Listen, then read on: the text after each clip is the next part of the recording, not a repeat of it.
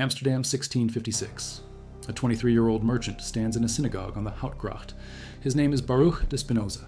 In moments, the rabbis will curse him by day and curse him by night. They will curse him when he lies down and curse him when he rises up. They will invoke the ban that Joshua placed on Jericho. They will summon the curse Elisha put on the boys. No one in the Portuguese Jewish community will speak to him. No one will come within 4 cubits of where he stands. His name will be blotted out from under heaven. It is July 27, 1656, the 6th of AV, 5416 by the Jewish calendar. The writ they read calls his ideas abominable heresies.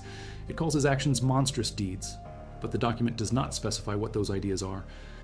That silence is deliberate, because what Baruch de Spinoza has been saying to anyone who will listen is this: God is not a person sitting in heaven watching you. God is not separate from the world. God is the world. God is everything, every tree, every stone, every breath you take. God or nature, they are the same, one substance, one infinite reality expressing itself through everything that exists. If you want to know God, study nature. If you want to love God, understand the laws that govern all things. This is not religion as anyone in Amsterdam understands it. This is not Judaism. This is not Christianity. This is something else entirely. And in 1656, in a city that prides itself on tolerance, saying this out loud will cost you everything. If you value documented philosophy and intellectual history like this, subscribe. It is the best way to support our work. Also, comment from which city you're hearing this from. Also, this script is researched and factual. Using sources from Stephen Nadler's biography, Spinoza, A Life, published by Cambridge University Press in 1999, which won the Koret Jewish Book Award, and from the Stanford Encyclopedia of Philosophy's entry on Spinoza, continuously updated with the most recent revision from June 2001, and from primary documents including the actual excommunication writ preserved in the Book of Ordinances of the Portuguese Jewish congregation held in their library in Amsterdam. These are not general sources. These are the documents scholars use when they reconstruct what actually happened. Now, back to the information. The story begins earlier. 1632, November 24. Baruch de Spinoza is born in Amsterdam to Michael de Spinoza and Hannah Deborah. They are Marranos. Portuguese Jews who fled the Inquisition. Michael runs a successful import business, dried fruit mostly. The family lives near the Houtgracht in the Vluenburg quarter where the Sephardic Jews congregate. Young Baruch attends the Talmud Torah school. He studies Hebrew. He studies Torah. He studies the prophetic writings and rabbinical commentaries. His teachers think he might become a rabbi. He's brilliant, sharp, quick with languages and logic. But death visits the family constantly. His mother Hannah dies when he is 6 years old. His younger brother Isaac dies. His sister Miriam dies. His stepmother Esther dies in October 1653 after a year of serious illness. His father Michael dies March 28, 1654. Spinoza is 21. He and his brother Gabriel inherit a merchant firm drowning in debt. The First Anglo-Dutch War has devastated the business. English ships captured their cargo. The firm cannot recover, 1654 to 1657. Somewhere in these years, probably starting around 1654, Spinoza begins studying Latin with Franciscus van den Enden. This is the pivot. Van den Enden is a former Jesuit, an atheist, people whisper, a political radical, a passionate Democrat. He runs a Latin school in Amsterdam, but he teaches more than Latin. He teaches the new philosophy, Descartes, modern science, mathematics. Van den Enden is notorious for his irreligious mind. Spinoza boards with him. He teaches classes at the school. He meets freethinkers, secularized Christians, members of the collegiants, a group of disaffected Mennonites who reject official theology. These people become his circle. Not the synagogue, not the merchants, these radicals who question everything. The transformation is not sudden. Spinoza does not wake up one morning with a complete philosophy, but by his early 20s, he is expressing ideas that horrify the rabbis. Spanish travelers who visit Amsterdam in the late 1650s are interviewed by the Inquisition when they return to Spain. The documents are discovered in the Inquisition archives in the 1950s by researcher I.S. Reva. The travelers say they met Spinoza. They say he told them the law is not true, that there is no God except philosophically, that the soul dies with the body. These are not vague doubts. These are direct attacks on the foundations of Judaism. The rabbis know what he is saying. The community leaders know. They try to stop him. The excommunication document states they have long known of his evil opinions. They have endeavored by various means and promises to turn him from his evil ways. They cannot find any remedy. Every day they receive more information about the heresies he practices and teaches. Witnesses have testified in his presence. 40 individuals receive a harem from the Portuguese community between 1622 and 1683. Most are for minor offenses: failing to attend synagogue, gambling, business disputes. None of the other bands approached the wrath directed at Spinoza. Historian Joseph Kaplan documents this. The Parnasim dig deep into their books to find the harshest possible wording. There is also a financial angle. In March 1656, months before the excommunication, Spinoza goes to the Amsterdam city authorities to free himself from his father's debts. He appeals to be declared an orphan. He is legally a minor by just days. This releases him from the obligation to pay. It is legal under Dutch law, but it violates synagogue regulations. Business matters are supposed to be arbitrated within the community. By going to the city authorities, Spinoza circumvents Jewish financial traditions. He undermines the community's reputation for trustworthiness. Many Portuguese Jewish merchants are owed money. Scholar Odette Vlessing argues this financial betrayal shakes the community. But the excommunication document explicitly references his heresies and monstrous deeds, not just financial irregularity. The ideas are the core problem. July 27, 1656. The excommunication is read aloud in Portuguese from the Ark of the Torah. The lords of the Mamad, the governing body of 6 Parnasim and the Gabai, issue the decree. By decree of the angels and by the command of the holy men, we excommunicate, expel, curse, and damn Baruch de Spinoza. With the consent of God, blessed be he, and with the consent of the entire holy congregation.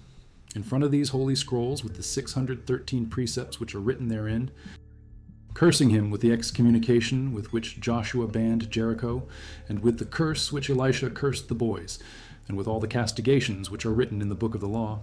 Cursed be he by day, and cursed be he by night. Cursed be he when he lies down, and cursed be he when he rises up. Cursed be he when he goes out, and cursed be he when he comes in. The Lord will not spare him. The anger and wrath of the Lord will rage against this man, and bring upon him all the curses which are written in this book. The Lord will blot out his name from under heaven. No one should communicate with him neither in writing, nor accord him any favor, nor stay with him under the same roof, nor within 4 cubits in his vicinity. Nor shall anyone read any treatise composed or written by him. The ban is never rescinded. Spinoza never asks for pardon. He later comments that the excommunication did not force him to do anything he would not have done of his own accord. Reports exist that the community offered him 1,000 florins to keep quiet about his views. He refused. Reports also exist that someone attacked him with a knife on the steps of the synagogue, shouting, "Heretic." He kept the torn cloak as a reminder for years. The Amsterdam municipal authorities briefly expel him from the city, responding to appeals from both the rabbis and the Calvinist clergy. He spends time in or near the village of Ouderkerk aan de Amstel. Then he returns to Amsterdam and lives quietly for several years, giving private philosophy lessons and learning to grind lenses. Around 1660 or 1661, he leaves Amsterdam for Rijnsburg, near Leiden. This is collegiate headquarters, a place where he can think freely. If you value documented philosophy and intellectual history like this, subscribe. It is the best way to support our work. Also comment from which city you are hearing this from. Also, this script is researched using Jonathan Israel's Radical Enlightenment, Philosophy and the Making of Modernity, published by Oxford University Press in 2001, which traces how Spinoza's ideas shaped Enlightenment thought across Europe. And Foka Ackerman's critical edition of the Tractatus Theologico-Politicus, published in 1999, which established the definitive Latin text. Now, back to the information. 1661 in Rijnsburg, Spinoza lives alone in a modest cottage. He grinds lenses to support himself. He is good at it. Christian Huygens praises his lenses. He makes components for microscopes and telescopes. But lens grinding has a cost. Glass dust, fine particles of silica. He breathes them in day after day. His lungs are already weak. His early biographer, Johannes Colerus, writing in the early 1700s after living in the same room Spinoza once occupied, states Spinoza had been troubled with phthisis for above 20 years. Phthisis is the old term for consumption. Tuberculosis. If Colerus is correct, Spinoza contracted the disease around the time his father and stepmother died. People in close contact with tuberculosis patients have a 50% chance of infection after 8 hours a day for 6 months. His father and stepmother likely died of it. Spinoza may have caught it from them. The disease does not progress in a straight line.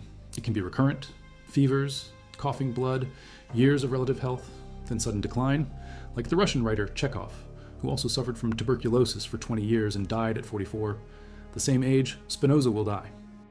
But in Rheinsberg in 1661, Spinoza is building his system. He starts work on the ethics. This will become his masterpiece, but he does not rush. He writes in Latin. He uses a geometric method, definitions first, and then axioms. Then propositions derived from the definitions and axioms, then demonstrations proving each proposition, then corollaries drawing out implications, like Euclid's elements, like a mathematical proof. This is not how philosophers usually write, but Spinoza wants certainty. He wants to show that his conclusions follow necessarily from his starting points. He wants to eliminate doubt. The subtitle will be Ordine Geometrico Demonstrata. Demonstrated in geometrical order, the ethics is divided into 5 parts. Part 1, concerning God. Part 2, on the nature and origin of the mind. Part 3, on the origin and nature of the emotions. Part 4, of human bondage, or the strength of the emotions. Part 5, of the power of the intellect, or of human freedom. Part 1 lays the foundation. Definition 3, by substance, I understand that which is in itself and is conceived through itself. In other words, that the conception of which does not require the conception of another thing from which it has to be formed. Definition 6, by God, I understand an absolutely infinite being. That is, substance consisting of infinite attributes, each of which expresses eternal and infinite essence. Axiom 1, everything which is either in itself or in something else. Axiom 3, from a given determinate cause an effect necessarily follows, and contrarily, if no determinate cause is granted, it is impossible that an effect should follow. From these definitions and axioms, Spinoza builds Proposition 7, it pertains to the nature of substance to exist. Proposition 8, every substance is necessarily infinite. Proposition 11, God, or substance consisting of infinite attributes, each of which expresses eternal and infinite essence, necessarily exists. This is a version of the ontological argument, but Spinoza pushes further. Proposition 14, besides God, no substance can be granted or conceived. Proposition 15, whatever is in God, and nothing can be or be conceived without God. This is the core. There is only one substance. That substance is God. Everything else is a mode of that substance, a way that substance expresses itself. You are not a separate substance. You are a mode of God. The tree outside is a mode of God. The stone on the ground is a mode of God. Everything is in God. God is everything.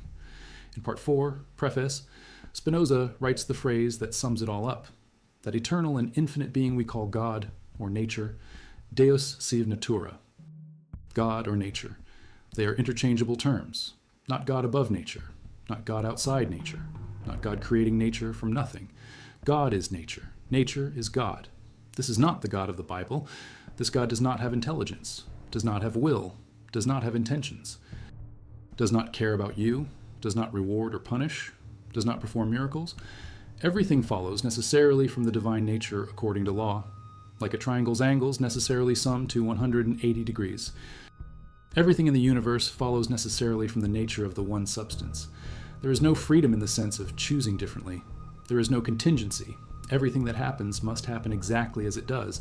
If you think you have free will, you are confused. You are like a stone that falls and imagines it chose to fall. But there is another kind of freedom, the freedom that comes from understanding necessity. When you understand that everything follows from the nature of God or nature, when you understand the causes that determine your emotions and actions, you are no longer enslaved by confused ideas. You can moderate your emotions. You can align yourself with the necessary order of things. You can achieve what Spinoza calls the intellectual love of God. Not love for a person in the sky, love for the whole of reality, love for the infinite substance expressing itself in all things. This is blessedness. This is the highest good. This is salvation, if there is such a thing. 1663. Spinoza publishes one book under his own name during his lifetime. Renati Descartes Principiorum Philosophiae. René Descartes' Principles of Philosophy. An exposition of Descartes' system. Spinoza generally accepts Descartes' physics, but he rejects Cartesian metaphysics completely. He rejects the transcendence of God. He rejects mind-body dualism. Descartes says mind and body are two different substances that somehow interact. Spinoza says this is incoherent. How can two completely different substances interact? They cannot. There is only one substance. Mind and body are not different things. They are two attributes of the same substance: thought and extension, two ways of understanding the same reality. Your mind is not a ghost in a machine. Your mind and your body are the same thing understood under different attributes. Spinoza moves to Voorburg in 1663, not far from The Hague. He settles into a quiet but busy life. He corresponds with scientists and philosophers across Europe. Henry Oldenburg, secretary of the Royal Society in London, visits him in Rheinsberg, and they maintain correspondence until Spinoza's death. Oldenburg is surprised when Spinoza tells him about a new project. Not the ethics, something more urgent, something political. 1665 to 1670. Spinoza interrupts work on the ethics to write the Tractatus Theologico-Politicus, the theological political treatise. He has reasons. The Dutch Republic is tearing itself apart over religion. The Orthodox Calvinists want the church to control the state. They want to enforce religious conformity. They want to suppress dissent. The Republicans, led by Grand Pensionary Johann de Witt, want the state to be supreme and want freedom of thought and religion. Spinoza supports de Witt and the Republicans, but he also needs to defend himself. People are calling him an atheist. They are saying his ideas are dangerous. He needs to argue that freedom to philosophize is not a threat to the state, that it is essential to a healthy republic. The treatise is a frontal assault on religious authority. Spinoza argues that the Bible is not the revealed Word of God. It is a human text compiled by many authors over many centuries. Moses did not write the Pentateuch, the first 5 books. This is obvious from internal evidence. The text refers to Moses in the third person. It describes his death and burial. It uses language from much later periods. The Bible is a work of human literature whose only real message is love your neighbors and treat them with justice and charity. Everything else, all the ceremonies and laws and miracles, is superstition designed to control the masses. Prophecy is just vivid imagination. Miracles are events whose natural causes we do not yet understand. The Jews are not the chosen people in any metaphysical sense. Their election was political fortune. The ceremonial law was a kind of social and political expediency relevant only to the ancient Hebrew state. None of it applies now. This is what later scholars will call higher criticism of the Bible. Spinoza is one of the founders. 2 centuries before David Strauss and Ludwig Feuerbach and Ernest Renan will deconstruct the authority of Scripture. Spinoza has already done it. He has thrown out the miraculous, the supernatural, the special revelation. He has naturalized everything. And he has done it to make a political point. If Scripture does not have divine authority, if it is just human literature, then theologians have no special claim to power. They cannot tell the state what to do. They cannot suppress freedom of thought. The state must be supreme. The state must enforce external conformity to law, but it must allow complete freedom of private judgment. As Spinoza writes in chapter 20, "In a free republic, it should be lawful for every man to think what he will and speak what he thinks." The treatise is published anonymously in 1670 by Jan Reuverts in Amsterdam. The title page lists the publisher as Henricus Kuenrath of Hamburg. Kuenrath died in 1605. The false information is deliberate. Spinoza and his publisher know this work violates Dutch censorship laws. They know it will provoke outrage. They are right. The book is immediately attributed to Spinoza. Leipzig professor Jacob Thomasius condemns it in 1670, the same year it appears. Fredericus Rapultus condemns it. Lambertus van Veldhuizen writes that it subverts religious tradition. The anonymous work is called A Book Forged in Hell by the Renegade Jew Together with the Devil. In 1672, a pamphlet uses exactly those words. The Dutch Reformed Church's Synod of Dordrecht condemns it publicly in 1673. In July 1674, the States of Holland officially banned the treatise along with Lodewijk Meyer's Philosophia Sacrae Scripturae, Interpres, and Hobbes's Leviathan. The ban includes owning, reading, distributing, copying commentaries, and restating Spinoza's ideas. Even reworking his fundamental concepts is prohibited.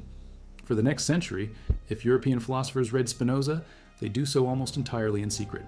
1672. Disaster strikes the Dutch Republic. France invades. The French army crosses the border. The Republican regime collapses. Grand Pensionary Johann de Witt is forced to resign.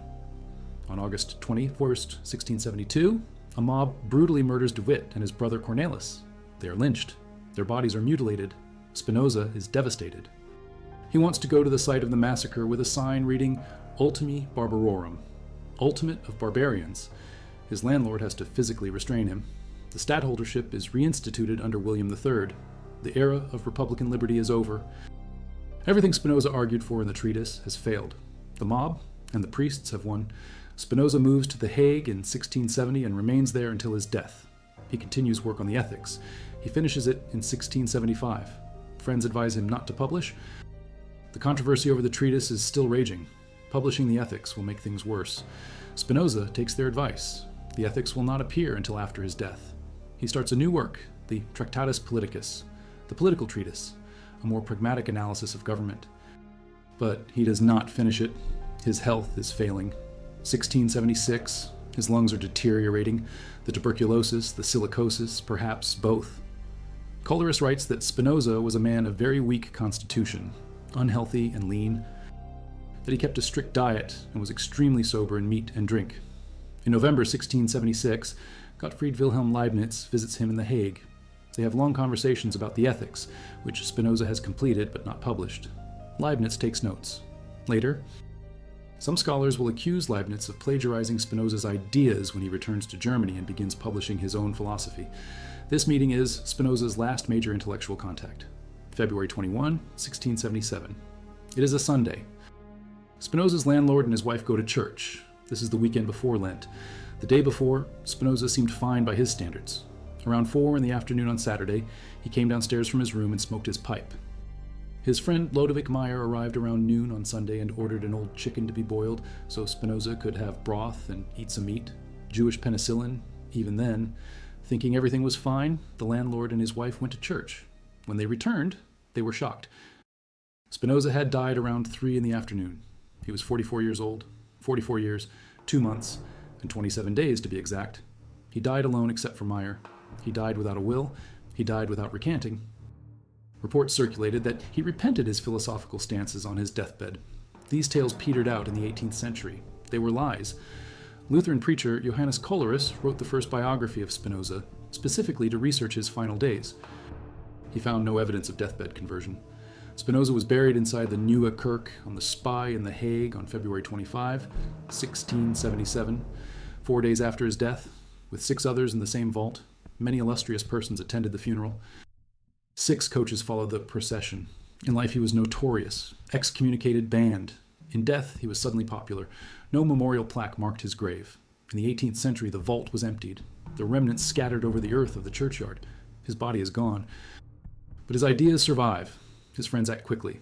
Lodewijk Meyer, Georg Hermann Schuller, and Johannes Baumeister collect his papers from his writing desk. They spirit them away to Amsterdam. They exclude personal matters and letters to avoid political and ecclesiastical persecution. They publish Opera Posthuma in Latin, B, D, S, Opera Posthuma, Quorum Series, Post Prefationem Exhibitur. The publisher and place are purposely omitted. Simultaneously, Jan Reeverts publishes a Dutch translation by Jan Hendricks Glazemaker, De Nagelate Schriften van Bij, D. S. Without the Hebrew grammar. The collection includes the Ethics, the treatise on the emendation of the intellect, and the unfinished political treatise. The complete system is now public. Within months, the Dutch government bans Spinoza's works. In June 1678, just over a year after his death, the States of Holland issue a decree. His books contain very many profane, blasphemous, and atheistic propositions. The prohibition is comprehensive. No one can own, read, distribute, copy, or restate his ideas. The ban includes reworking his fundamental concepts. The punishment is severe, yet underground circulation continues. Multiple Dutch translations appear by 1693. The books spread across Europe despite the ban. The reaction is fierce. Theologians denounce him. Philosophers either attack him or read him secretly. His name becomes synonymous with atheism and immorality. To call someone a Spinozist is the worst accusation. Yet some are drawn to his ideas. The 18th century sees scattered defenses. Moses Mendelssohn defends him against Friedrich Heinrich Jacobi's attacks in the Pantheismus Streit, the pantheism controversy of 1785 to 1789. This controversy spreads Spinoza's ideas to many German thinkers. The Romantics rescue him from oblivion. They are attracted by his identification of God with nature. William Wordsworth and Samuel Coleridge in Britain, Johann Gottlieb Fichte, Friedrich Schelling, and Georg Wilhelm Friedrich Hegel in Germany. Hegel famously declares, "You are either a Spinozist or not a philosopher at all." 19th century.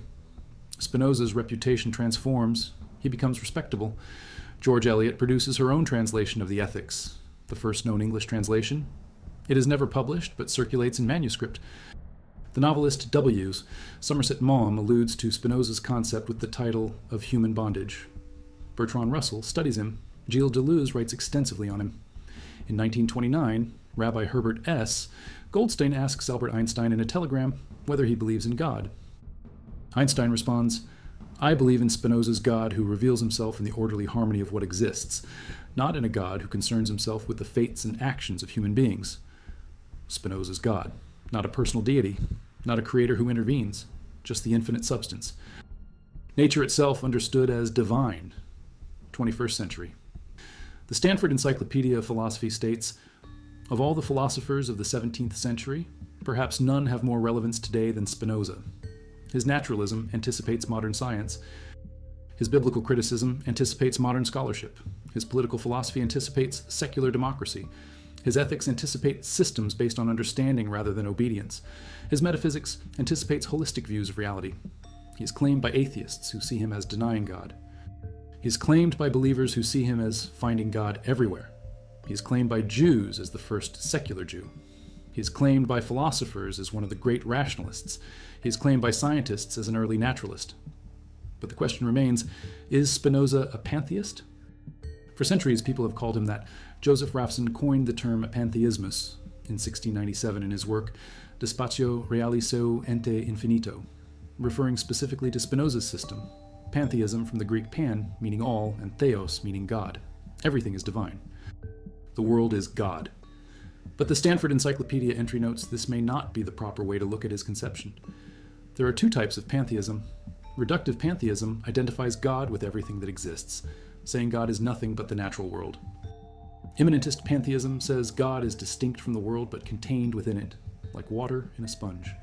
Spinoza does not fit either category cleanly. He identifies God with substance, with natura naturans, naturing nature, the active productive aspect of the universe, but not clearly with natura naturata, natured nature, the produced and sustained modes. Whether God is identical with all of nature or only part of nature is debated. The real issue is not ontology, it is attitude. The question is not whether God and nature are extensionally equivalent. The question is what attitude to take toward Deus sive natura. Traditional theism demands worship, obedience, fear, hope for reward, fear of punishment. Atheism dismisses the concept entirely. Spinoza offers something else: intellectual love, understanding, acceptance of necessity, alignment with the order of things, blessedness that comes from seeing how everything fits together. This is why some call him the God-intoxicated man. Not because he believes in a personal God, but because his entire system is saturated with the concept of the divine as the infinite substance expressing itself in all things. Consider what Spinoza actually accomplished. Born into a merchant family of Portuguese Jews in Amsterdam, educated in Talmud and Hebrew, expected to continue the family business. Instead, he questioned everything. He rejected the divine origin of the Torah. He rejected the immortality of the soul. He rejected free will. He rejected the traditional God. He was excommunicated at 23. He lost his family, his community, his social standing, his business. He lived modestly, grinding lenses. He breathed glass dust that destroyed his lungs. He published almost nothing under his name. He turned down prestigious teaching positions to maintain his freedom of thought. He died at 44 in relative obscurity. His books were banned. His name was a curse word. Yet he built a complete philosophical system that reimagined God, nature, mind, body, emotions, freedom, ethics, politics, and religion. He used a geometric method to derive everything from first principles. He wrote with clarity and rigor. He never recanted. He never compromised. He never apologized. When offered 1,000 florins to keep quiet, he refused. When excommunicated, he said it did not force him to do anything he would not have done anyway. When attacked with a knife, he kept the torn cloak as a reminder. When his political hopes collapsed with DeWitt's murder, he wanted to confront the mob with a sign calling them barbarians. When advised not to publish the ethics, he accepted the advice but did not change a word. When death approached, he smoked his pipe and had chicken broth and died without drama. The courage this required is hard to overstate. Amsterdam in the 17th century was relatively tolerant, but tolerance had limits. The Inquisition was a living memory for Portuguese Jews. Persecution was always a threat. The Reformed Church watched for heresy. The magistrates enforced order. To publicly deny the transcendent God, the immortality of the soul, the authority of Scripture, the freedom of the will. To say all this in writing was to invite destruction. Spinoza knew this. He published the treatise anonymously. He did not publish the Ethics at all during his lifetime. Yet he never stopped developing his ideas. He never stopped talking to those who would listen. He never pretended to believe what he did not believe. And he was right about many things. The Bible is a human text compiled by many authors. This is now scholarly consensus. Miracles are events we do not yet understand naturally. This is now scientific consensus. The ceremonial law was specific to ancient Israel. This is now accepted by most Jews and Christians. Freedom of thought is essential to a healthy society. This is now the foundation of liberal democracy. The separation of church and state protects both religion and politics. This is now constitutional in many countries. Ethics can be based on understanding rather than divine command. This is now common in secular ethics. Mind and body are not two separate substances. This is now the dominant view in philosophy of mind and neuroscience. Spinoza was 3 centuries ahead of his time on biblical criticism, 2 centuries ahead on secular democracy, 1 century ahead on naturalistic ethics. He paid the price for being early: excommunication, banning, vilification, poverty, illness, early death, obscurity. Yet his ideas survived. They spread underground. They influenced thinkers who often did not admit the influence. They reshaped European thought. They made the Enlightenment possible. Without Spinoza's demolition of scriptural authority, without his argument for freedom of thought, without his naturalistic worldview, the 18th century would have been different. The 19th century would have been different. The 20th century would have been different. In 2015, 359 years after the excommunication, a symposium was held in Amsterdam. Hundreds of people gathered to debate whether to formally lift the ban. The head of the Dutch Portuguese Jewish community participated. Leading Spinoza scholars from 4 continents presented. The original writ of excommunication, held in the community's library, was displayed, an unusually long and vicious text. It was read aloud in Portuguese. The curses were recited again. Cursed be he by day, and cursed be he by night. Cursed be he when he lies down, and cursed be he when he rises up. Cursed be he when he goes out, and cursed be he when he comes in. The debate was whether to rescind this after more than 3.5 centuries. Some argued for symbolic rehabilitation. Some argued Spinoza would not have cared. Some argued the ban is already effectively void since his books are sold in the synagogue gift shop. No formal decision was made. The ban still stands. Spinoza remains excommunicated. But here's what matters. The Portuguese Jewish community of Amsterdam, which cursed him and cast him out, is small. The readers of Spinoza, the students of his philosophy, the thinkers influenced by his ideas, number in the millions. His books are taught in universities across the world. His Ethics is considered one of the great philosophical works. His theological political treatise is recognized as one of the most important books of Western thought. His political treatise, though unfinished, contains insights still debated. His method, his arguments, his conclusions are studied, analyzed, critiqued, defended. He has a statue on the Zwanenburg Wall in Amsterdam, placed in 2008. The inscription reads, "The highest aim of society is freedom." A quote from the treatise. The statue shows him with sparrows and parakeets on his robe, representing Amsterdam as home to both natives and immigrants. He wears a ring with the word "caught," cautious, because he had to be secretive with his publications. The roses point to that ring. In 1656, standing in the synagogue on the Houtgracht, Baruch de Spinoza heard the curses. He heard them blot out his name from under heaven. He walked out. He never went back. He built a new life. He developed a new philosophy. He imagined a new way to think about God, nature, and human existence. He said God is not separate from the world. God is the world, not a person watching from above, not a creator distinct from creation, one substance, infinite, eternal, expressing itself through infinite attributes. We know 2 of them: thought and extension, mind and matter. 2 sides of the same coin. Everything that exists is in God. Nothing can exist or be conceived without God, not because God made it from outside, but because God is it from inside. This is the insight. This is the revolution. Not atheism, not traditional theism, something else. Deus sive natura, God or nature. When you look at a tree, you are looking at God expressing itself as extension. When you think about the tree, you are God expressing itself as thought. When you feel joy, you are God feeling joy through you. When you understand a mathematical truth, you are God understanding itself. When you love another person, you are God loving itself. Everything is modes of the one substance. The substance does not watch you from outside. The substance is you from inside. You are not separate from God. You are a temporary, finite expression of God. A wave on the ocean. The wave is not separate from the ocean. The wave is the ocean taking that particular form for a moment. Then the wave subsides and the ocean continues. Your body is a mode. Your mind is a mode. Both are the same thing under different attributes. When you die, the modes cease, but the substance continues. You return to the ocean. This is not immortality in the traditional sense, but something of you remains, which is eternal. The part of you that understood things truly, the part of you that aligned with the necessary order. The intellectual love of God. This is what Spinoza died believing. This is what he never recanted. In an era when saying this could get you killed, he said it. In an era when religious authority was absolute, he challenged it. In an era when scripture was inerrant, he showed its human origins. In an era when God was a person in heaven, he made God identical with nature. He did this with geometric proofs, with careful definitions, with logical deductions, with rigorous demonstrations. No appeals to faith, no revelations, no miracles. Just reason applied to first principles, starting from the definition of substance and the axiom that effects follow from causes. He derived a complete metaphysics, a complete ethics, a complete politics. Everything followed necessarily. Nothing was arbitrary. This is the power of the geometric method. This is why he chose it, to show that these conclusions are not optional.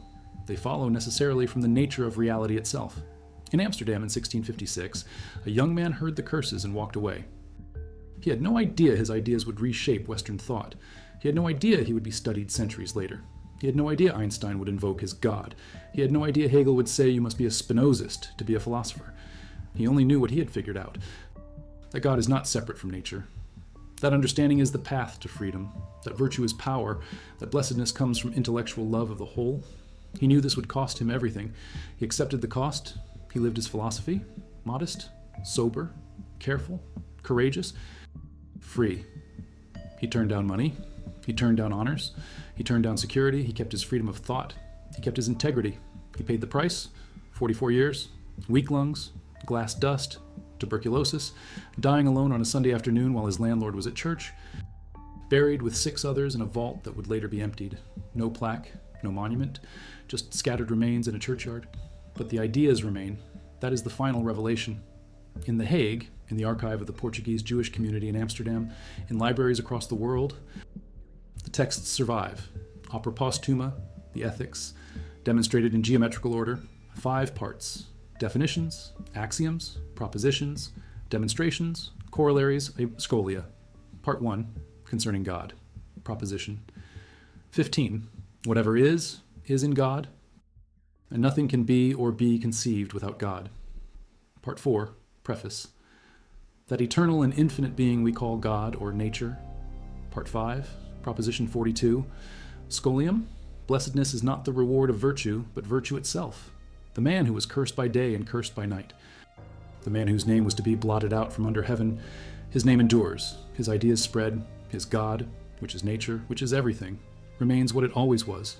The one substance, infinite, eternal, expressing itself through all things, including through a young merchant in Amsterdam who figured it out and refused to be silent, who walked out of his synagogue into exile, who ground lenses and breathed glass dust, who wrote in geometric proofs, who died at 44, who changed how we think about everything,